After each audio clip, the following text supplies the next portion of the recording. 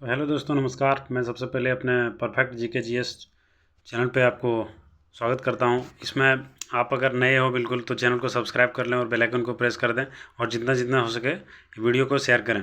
इसमें देखिए रेलवे का इम्पोर्टेंट जीके ऑल शिफ्ट के लिए बनाए गए हैं और इसमें मात्र 10 क्वेश्चन होंगे जो जिनमें से उनमें एक क्वेश्चन जो होगा आपके लिए होमवर्क होगा। तो आइए हम बिना बात किए आगे हम अपना चैनल ये क्वेश्चन को स्टार्ट करते हैं। सबसे पहला क्वेश्चन है कि मानव शरीर में फास्फोरस की प्राथमिक भूमिका क्या है। यहाँ पे क्वेश्चन देख रहे हैं, लिखा हुआ मानव शरीर में फास्फोरस की प्राथमिक भूमिका क्या है। तो क्वेश्चन को अगर आप समझ पा रहे हैं तो अच्छी बात है, और अगर नहीं समझ पा रहे हैं तो क्वेश्चन को रिपीट पढ़ें कि मानव शरीर में फास्फोरस की प्राथमिक भूमिका क्या है। अगर अब एग्जाम देने आप जा रहे हैं तो वहाँ पे देखिए दोस्तों, क्वेश्चन को जो है सो घुमा के पूछा जाता है। हर एक एग्जाम में ऐसा है। आजकल कंपटीशन इतना टफ हो गया कि क्वेश्चन को घुमाया जाता है। क्वेश्चन को घुमाने का मतलब है कि लैंग्वेज जो है लोग कहते हैं कि हार्ड है। तो उस तरह से अगर आप अच्छे तैयारी किए हैं, अच्छा प्रैक्टिस किए तो आपके लिए ठीक है, नहीं तो फिर क्वेश्चन को आपको पढ़ना होगा ध्यान से। तो क्वेश्चन तो बिल्कुल समझ गए होंगे कि मानव शरीर में फास्फोरस की प्राथमिक भूमिका क्या है। ऑप्शन अगर पढ़ते हैं तो रक्त का थक्का जमना, पाचन तंत्र विनियमन और ऊर्जा चयापचय, और हड्डी खनिजीयन। तो यहाँ पे इसका बेस्ट आंसर जो हो जाएगा सो हड्डी का खनिजीयन हो जाएगा। जैसे कि आप देख पा रहे हैं यहाँ पे क्या है, ऑप्शन नंबर 4। अगर इसके बारे में एक्सप्लेन करते हैं इसका, तो हम एक्सप्लेन में बता सकते हैं कि फास्फोरस एक महत्वपूर्ण खनिज है जो मुख्य रूप से हड्डी के खनिजीकरण के प्रक्रिया में शामिल होता है। यह मजबूत और स्वस्थ हड्डियों और दांतों के निर्माण और रखरखाव के लिए अति आवश्यक है। आगे हम क्वेश्चन में बढ़ते हैं, जो कि नेक्स्ट क्वेश्चन मेरा होगा, निम्नलिखित में से किस वर्ष में कोशिकाएं पहली बार खोजी गई थी। क्वेश्चन आप जो जान रहे होंगे अगर इसका आंसर तो बहुत अच्छी बात है, और नहीं जान रहे हैं तो इसके लिए मैं इस क्वेश्चन पे भी एक्सप्लेन करूँगा। जो कि आप सुनेंगे कोशिका की खोज सबसे पहले रॉबर्ट हुक ने किए थे, और उसमें से जो है हुक ने स्वयं द्वारा डिजाइन किए गए सूक्ष्मदर्शी के तहत कॉर्क की संरचना का अवलोकन किया, और उन्होंने देखी कि बॉक्स जैसी संरचनाओं का वर्णन करने के लिए कोशिका शब्द गढ़ा है। तो सबसे पहले इसमें ऑप्शन की बात अगर हम करते हैं तो फर्स्ट ऑप्शन में दिया हुआ है कि 1695 है, 1665 ईस्वी है, 1680 है और 1725 है। तो इसका करेक्ट जवाब जो हो जाएगा सो 1665 ईस्वी हो जाएगा। नेक्स्ट क्वेश्चन की बात हम करते हैं तो देखते हैं नेक्स्ट क्वेश्चन क्या कहता है। नेक्स्ट क्वेश्चन आ गया, मास्टर ग्रंथि कौन सा है। मास्टर ग्रंथि कौन सा है, तो यहाँ पे इसका करेक्ट जवाब जो हो जाएगा, तो इसमें मास्टर ग्रंथि कौन सा है, इसमें ऑप्शन नंबर 1 में जो है सो पीयूष ग्रंथि है, दूसरा एड्रिनल है, तीसरा आग्नेयाशय है और चौथा थायराइड ग्रंथि है। अगर इस प्रकार से आप देखते हैं तो इसका करेक्ट जवाब जो हो जाएगा सो ऑप्शन नंबर ए हो जाएगा। पीयूष ग्रंथि का ही दूसरा नाम मास्टर ग्रंथि है। नेक्स्ट क्वेश्चन हम चलते हैं। नेक्स्ट क्वेश्चन है कि सोडियम को सामान्यतः रखा जाता है। इसमें क्वेश्चन पूछ रहा है कि सोडियम को इन निम्नलिखित में से किस में रखा जाता है। तो यहाँ पे आपका ऑप्शन जो सामने आया है, यह फर्स्ट ऑप्शन है परिशुद्ध अल्कोहल, दूसरा केरोसिन और तीसरा पेट्रोल और चौथा CaCl2 है।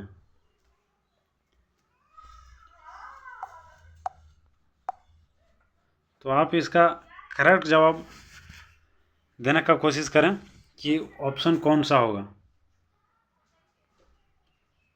यहाँ पे इसमें करेक्ट आंसर जो हो जाएगा सो होगा केरोसिन तेल। केरोसिन तेल में सोडियम को सामान्यतः रखा जाता है।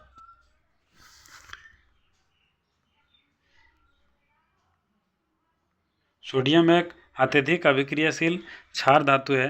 ये ऑक्सीजन की उपस्थिति में आते ही नमी के साथ बहुत ज़्यादा रिएक्ट कर जाता है, इसीलिए इसको केरोसिन में रखा जाता है।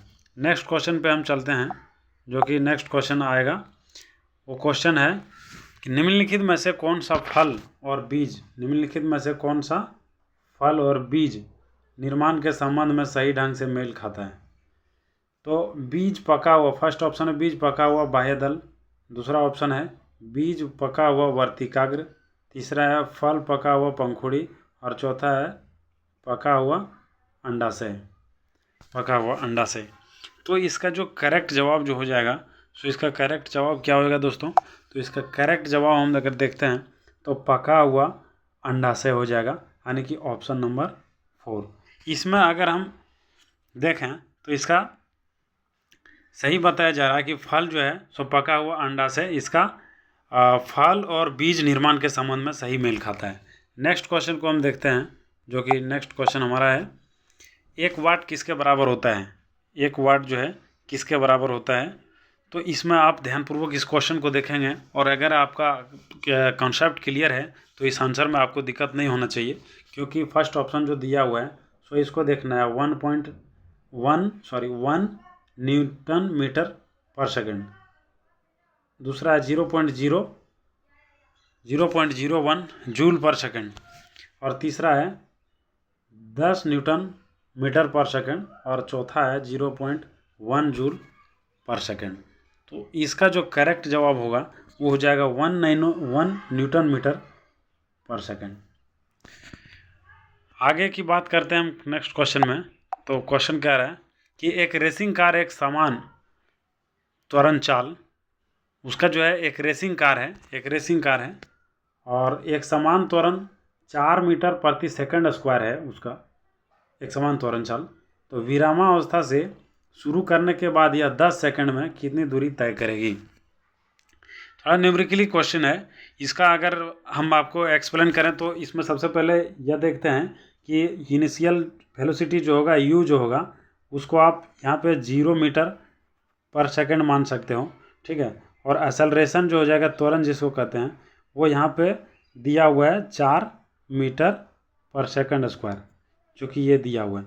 तो यहाँ पे आप देखते हैं अगर टाइम t इक्वल टू यहाँ पे हो जाएगा 10 सेकंड, ठीक है, दिया हुआ है, यहाँ भी दिया हुआ है। अब यहाँ पे क्या हो जाएगा कि फॉर्मूला कौन सा लगेगा दोस्तों? तो यहाँ पे फॉर्मूला जो लगने वाला है वो s equal to ut plus half AT square, जैसे इसका फॉर्मूला लगेगा। और इस पर अगर आप पुट करते हैं तो ये इसका आंसर जो है सो आपको मिल जाएगा, जो कि इसका करेक्ट आंसर जो होगा सो 200 मीटर होगा। बिल्कुल आपका जो फार्मूला बताएं उस फार्मूला पे आप ध्यान दें। फिर से हम लिख देते हैं उस फार्मूला को। वो फार्मूला जो है सो आपका इस प्रकार होगा, यहाँ पे s equal to ut plus half AT square. ये फार्मूला में अगर आप पुट करते हैं, क्योंकि ये u इक्वल टू 0 हो जाएगा इनिशियल वेलोसिटी, और यहाँ पे एक्सेलरेशन जो है सो एक्सेलरेशन दिया हुआ है 4 मीटर पर सेकंड, ये दिया हुआ है, ठीक है, पर सेकंड स्क्वायर, और टाइम जो दिया हुआ है सो 10 सेकंड दिया हुआ है। तो आपका आंसर जो है सो बहुत आसान से इसमें मिल जाएगा। आइए नेक्स्ट क्वेश्चन। तो इसका जो है 4 नंबर आंसर हो गया। नेक्स्ट क्वेश्चन की बात करते हैं। नेक्स्ट क्वेश्चन जो कह रहा है सो ये कह रहा है कि आप जो है साबुन की अपेक्षा, आप देखते होंगे कि साबुन की अपेक्षा संश्लेषित अपमार्जक सफाई के लिए अच्छे है। क्योंकि साबुन की अपेक्षा संश्लेषित अपमार्जक जो है सफाई के लिए अच्छे है, क्यों? इसका कारण पूछ रहा है। तो आप कारण इसको पढ़ेंगे कि लिखा हुआ या कठोर जल में अवक्षेपित नहीं होते हैं। दूसरा कारण है कि यह गर्म जल में अच्छी सफाई करते हैं। तीसरा है इन्हें मृदु जल की आवश्यकता होती है। चौथा है यह ठंडे जल में अच्छी सफाई करते हैं। तो इसका जो होने वाला है सो इसका कारण हम थोड़ा सा बताते हैं। इसका कॉन्सेप्ट क्या है कि अपमार्जक का उपयोग सफाई कारकों के रूप में किया जाता है। ये जल के शुद्धिकरण के गुणों में सुधार करते हैं और ये वसा को हटाने में मदद करते हैं जो त्वचा या कपड़ों में चिपके रहते हैं, उसको हटाने में। ये मुख्यतः 2 प्रकार के होते हैं, साबुन और संश्लेषित अपमार्जक। तो इसका जो है सो करेक्ट जवाब आपके लिए हो जाएगा आंसर नंबर 1, जो कि यह कठोर जल में अवक्षेपित नहीं होते हैं। इसका आंसर यही है, इसीलिए यह जो है संश्लेषित अपमार्जक सफाई के लिए अच्छे हैं। तो समझ में आ रहा होगा। बिल्कुल, हम आगे बढ़ते हैं। नेक्स्ट क्वेश्चन, इसमें बोला जा रहा है कि धारा मापी को खाली जगह से जोड़कर वोल्ट मापक में बदला जा सकता है। तो बताइए कि कौन सा इसमें हम उपयोग करेंगे, कौन सा क्रम को, ताकि जो है हम इसको धारा मापी को वोल्ट मीटर में वोल्ट मापक में बदल सकेंगे। फर्स्ट ऑप्शन है श्रेणी क्रम में निम्न प्रतिरोध, सेकंड है श्रेणी क्रम में उच्च प्रतिरोध, थर्ड है समानांतर क्रम में उच्च प्रतिरोध और 4 है समानांतर क्रम में निम्न प्रतिरोध। देखिए इसमें अगर आपका कंसेप्ट या फिर आप अगर पढ़े होंगे पहले तभी इस क्वेश्चन को बना पाएंगे। तो आइए इसका जो आंसर होगा उसको बताते हैं। इसका जो है करेक्ट आंसर हो जाएगा सेकेंड नंबर, श्रेणी क्रम में उच्च प्रतिरोध।